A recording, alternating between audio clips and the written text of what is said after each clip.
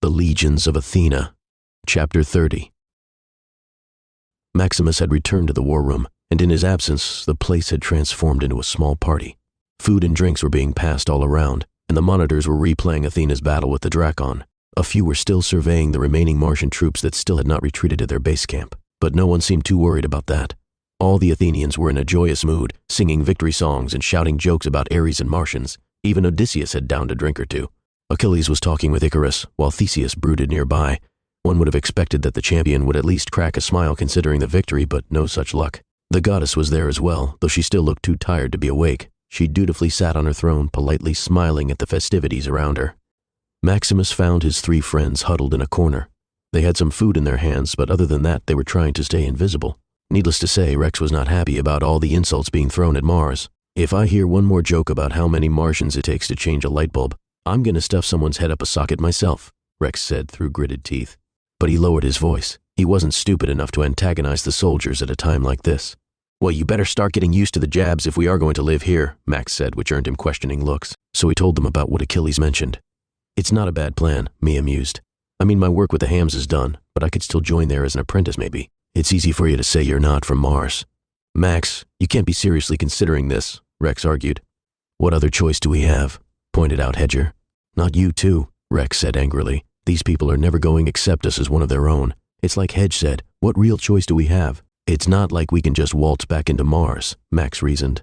No, but we have other options. We could maybe head back to Vulcan, or some other country not at war with Mars. Or maybe we could. But Rex's argument was cut short by a ringing sound. An alarm had just sounded inside the room.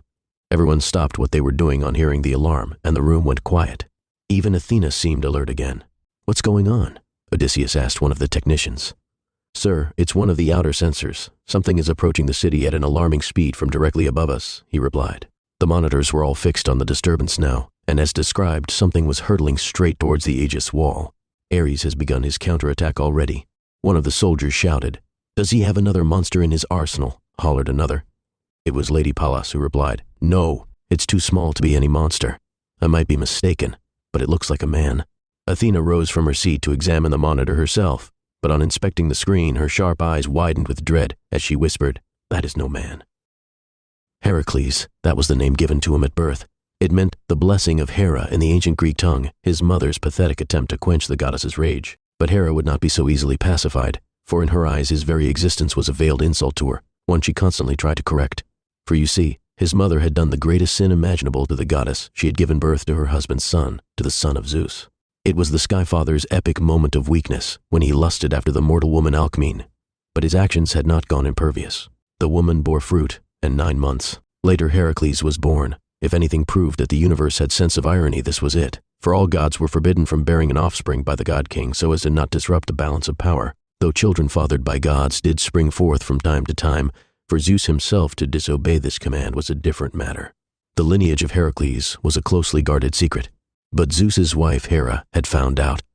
Alcmene had begged to the goddess that the fault was not her own, that the Skyfather had taken her and she was powerless. Hera, being the goddess of marriage and fertility, had pretended to forgive. But she had not. The very existence of the child offended her to the core. He had to be killed. Her first attempt to do so was to send 2 poisonous snakes into Heracles' cradle when he was 8 months old. But Heracles, mistaking them for toys, began to play with them and accidentally killed them in the process. Hera's attempts at his life did not end there, though none succeeded. Instead, he lost his mother and brother in the crossfire. The might and strength of Heracles grew, and his legendary exploits were immortalized in history as the 12 Labors. His feats were so celebrated, it drew the attention of the god king himself. Zeus appointed him as the champion of Olympus and his country of Jupiter.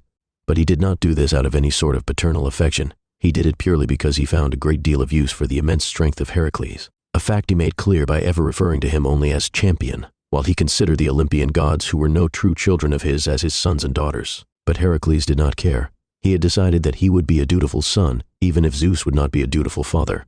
Even after becoming the champion of Olympus, one thing did not change: his wrath against the god queen Hera. He could never forgive her for all the pain she had caused him throughout his life, and for causing the death of his family. He found his own name, which praised the goddess to be revolting. That is how he decided he would be Heracles no longer. He reminded himself of this as he leapt off the Stymphalian bird he had borrowed from Ares, and dove straight for Athens. He would collide with the Aegis wall soon, but he was not worried. He raised his hand and summoned his weapon. There it appeared, a great club over 7 feet long, made from olive wood, strengthened by tempered steel and infused with the blood of 1,000 monsters. A club so large that no mortal man could wield it, and so strong no beast had survived it. The club that had been used to fell many foes, including perhaps the fiercest monster of them all, the Nemean lion, earning the weapon its name, the Lion Tamer.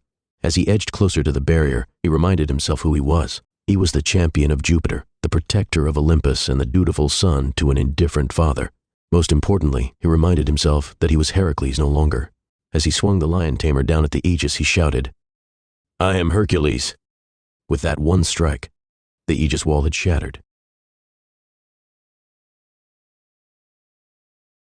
This has been a chapter from Book 2 of the new World Odyssey Series, The Legions of Athena. Links to the books in the bio. Thanks for listening. If you enjoyed this chapter, don't forget to like, share, and subscribe for more. Hit the notification bell so you never miss an upload. See you in the next chapter.